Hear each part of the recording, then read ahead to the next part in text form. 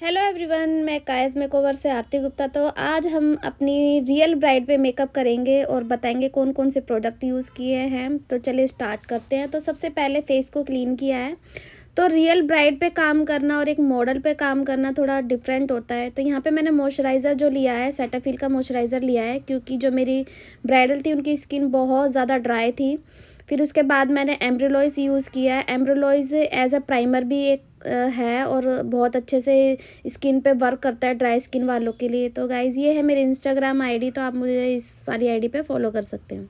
फिर यहाँ पे मैंने लिया है मैक का स्ट्रॉप क्रीम, तो बहुत अच्छे से हमारे फेस को शाइनी और ग्लोई बना देता है। तो जब भी आप ब्राइडल करें, रियल ब्राइड करें, तो आप ये वाले प्रोडक्ट यूज़ कर सकते हैं। मैं अपनी ब्राइड पे यही यूज़ करती हूँ। फिर यहाँ पे मैंने करेक्शन किया है मैक की पैलेट से, और जो इनके डार्क सर्कल थे, आई मीन अनइवन स्किन थी, वहाँ मैंने ब्राउन शेड लेके अप्लाई कर दिया था। फिर यहाँ पे मैंने ये 3 फाउंडेशन यूज़ किए इनको बेस बनाने के लिए, चारमेसी, हुडा और मैक। ये 3 फाउंडेशन से मैंने इनका बेस बनाया और तीनों को बहुत अच्छे से मिक्स एंड मैच किया, क्योंकि जो हमारा हुडा है वो थोड़ा थिक होता है, और जो मैक है और चारमेसी है वो थोड़ा पतले फाउंडेशन है, तो बहुत अच्छे से कवरेज देते हैं। तो आप इस तरीके से मिक्स एंड मैच करके अपनी ब्राइड का या अपने क्लाइंट का बेस बना सकते हैं। तो मैं इसी तरीके से 2 या 3 फाउंडेशन यूज़ करती हूँ, जो कि स्किन बैलेंस रहे। हुडा फाउंडेशन बोलते हैं बहुत थिक होता है, लेकिन अगर आपका स्किन प्रिपरेशन अच्छा है तो वो बहुत अच्छे से स्टे करता है, क्योंकि हमारी ब्राइड को बहुत लेट नाइट बैठना पड़ता है, तो वो बहुत अच्छे से स्टे रहता है। यहाँ पे फिर मैंने लिया है कंसीलर जो मैंने लिया है, टाट का कंसीलर लिया है, तो बहुत अच्छा कंसीलर है। तो मैं मोस्टली अपनी ब्राइड पे, जो मेरी रियल ब्राइड होती है, इन पे मैं टाट का कंसीलर ही यूज़ करती हूँ। मेरा one of the favourite concealer है ये। आपने देखा ही होगा बहुत से मेकअप आर्टिस्ट इसको यूज़ करते हैं। फिर यहाँ पे मैंने लिया है मैक का कॉम्पैक्ट और लॉरा मर्सियर। अंडर आइज़ पे मैंने मैक का कॉम्पैक्ट दिया था, जिसका शेड था NC20, क्योंकि मेरी जो ब्राइडल थी उनको फेयर बेस चाहिए था, आई मीन वो फेयर थी, फेयर भी था उनका कलर। फिर लॉरा मर्सियर से मैंने पाउडर से इनका बेस को सेट कर दिया था। फिर मैंने कॉन्टोर किया, कॉन्टोर का जो वीडियो वो स्किप हो गया था मेरा। फिर यहाँ पे मैंने ब्लश लगाया। ब्लश जो मैंने यहाँ पे कोई क्रीमी ब्लश नहीं लगाया था, ना ही क्रीमी कॉन्टोर किया था, डायरेक्ट पाउडर कॉन्टोर और पाउडर ब्लश ही यूज़ किया था। उसके बाद मैंने बेकिंग किया। बेकिंग करने के बाद यहाँ पे मैंने आई बेस बनाया था। तो बेकिंग आप देख सकते हैं इस तरीके से आपको करना है, क्योंकि अगर बेकिंग से क्या होता है कि हमारा जो पाउडर है ऊंचा नीचा नहीं होता, तो पाउडर कहेंगे कि सॉरी ब्लशर हमारा ऊंचा नीचा नहीं होता। फिर यहाँ पे मैंने प्रॉश का आई शेडो पैलेट लिया है। बहुत अच्छा पैलेट है गाइस, आप इसको आप ले सकते हैं। इसमें पूरा ब्राइडल मटेरियल है, बहुत अच्छे से आई शेडो एकदम बिल्कुल फॉल आउट नहीं होते, इसके पिगमेंट बहुत अच्छे हैं। तो यहाँ पे मैंने ब्राउन शेड लेके एक बेस बनाया कि आइज़ के लिए। फिर मैंने ब्लैक और ब्राउन मिक्स करके इनका जो आई बॉल था उस पर स्प्रेड कर दिया और बहुत अच्छे से ब्लेंड किया। जब भी आप आई शेडो लगाएं तो आपकी ब्लेंडिंग बहुत अच्छी होनी चाहिए। फिर मैंने आउटर जो इनका कॉर्नर होता है उसको ब्राउन शेड से मैंने ब्लेंड किया। फिर यहाँ इसी पैलेट, पूरा आई मेकअप मैंने इसी पैलेट से किया था। फिर मैंने शिमर शेड लिया जो कॉपर शेड में था। उसके बाद एक और शेड था गोल्डन शेड, वो मैंने यूज़ किया। फिर जो लाइंस होती है उसको अच्छे से ब्लेंड कर दिया। फिर यहाँ पे मैंने कोई लाइनर यूज़ नहीं किया था, लाइनर की जगह मैंने ब्लैक आई शेडो से ब्लेंड कर दिया था। आप इस तरीके से कर सकते हैं तो बहुत अच्छा लुक आता है।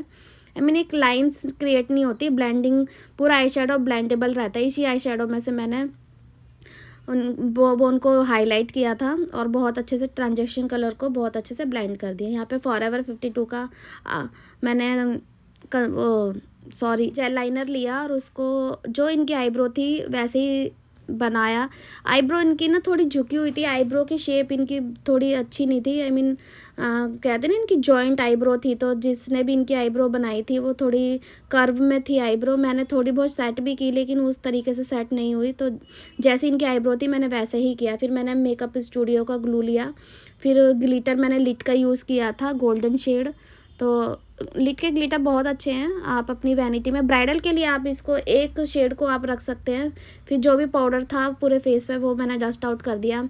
यहाँ पे फिर मैंने मैक का फिक्सर यूज़ किया, जो इसका मेरा ये भी ख़त्म भी होने वाला है, मैंने यूज़ लेना है।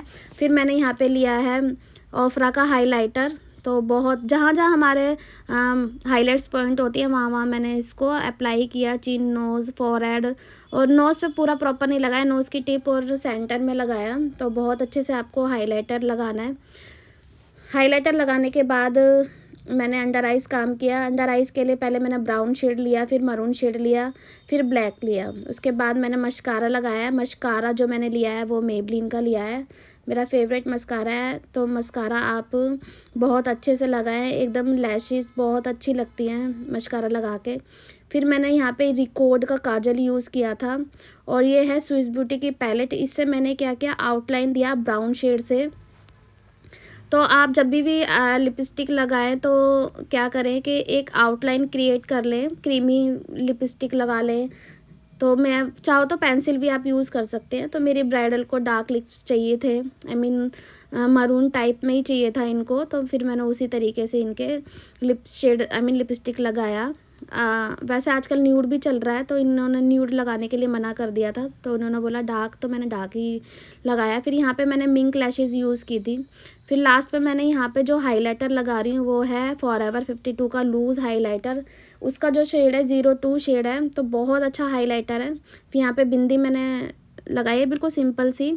फिर यहाँ पे मैंने लगाया था जेल लाइनर लास्ट में, क्योंकि मुझे आइज़ थोड़ी खाली खाली सी लग रही थी। फिर इनका लहंगा आप देख सकते हैं, बहुत ब्यूटीफुल लहंगा था और बहुत प्रिटी लग रही थी ये।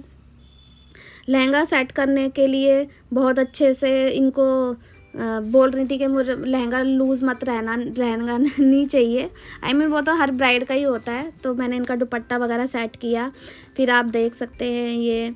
फिर मैंने नथ इनका सिलेक्शन किया था। नथ इनकी कुछ ऐसी थी, कोई बड़ी थी, दो तीन इनकी नथ थी जो इनके ऊपर सूट करती, तो वही मैंने इनके लगाए।